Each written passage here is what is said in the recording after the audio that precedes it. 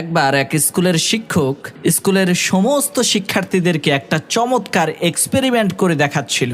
শিক্ষক রোদের মধ্যে একটা ম্যাগনিফাইং গ্লাসের মাধ্যমে কাগজের মধ্যে আগুন ধরাচ্ছিল। এমন সময় শিক্ষার্থীদের মধ্য থেকে একজন সেই শিক্ষককে বলতে লাগলো, স্যার, আমার একটা প্রশ্ন আছে। সেটা হলো, এত বিশাল বড় সূর্যের প্রখর রোদের মধ্যে সারাদিন যদি এই কাগজগুলোকে ফেলে রাখা হয়, তারপরেও এই কাগজে আগুন ধরে না, কিন্তু এই ম্যাগনিফাইং গ্লাসের মাধ্যমে ওই সূর্যের আলোটাই কাগজের উপরে পড়ার কারণে আগুন ধরে যাচ্ছে কেন? এই বিষয়টা আমি বুঝতে পারলাম না। তখন সেই শিক্ষক ওই ছাত্রকে উদ্দেশ্য করে বলতে লাগলো, বাবা, সূর্যের আলো আর তাপ যতই প্রখর হোক না কেন, সূর্য যতক্ষণ পর্যন্ত এই তাপ আর আলো দিয়ে এক জায়গায় ফোকাস না করবে, ততক্ষণ পর্যন্ত আগুন ধরাতে সে সক্ষম হবে না।